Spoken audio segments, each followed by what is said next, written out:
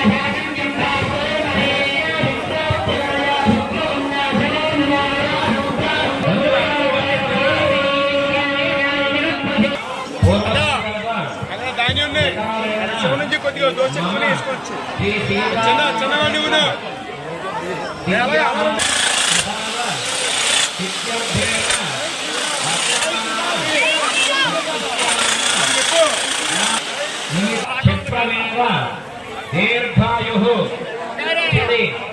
నవగ్రహ దోష పరిహార ద్వారా ఆదిత్యాది నవానాం గ్రహాణాం శుభస్థాన శుభఫలిత అభివృద్ధి సిద్ధ్యర్థం సకల దోష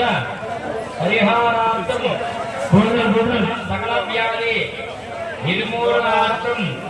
మమ గ్రామేషు జనానాం సుఖ జీవన అన్యోన్య దాంపత్య సాగ్రవర్ష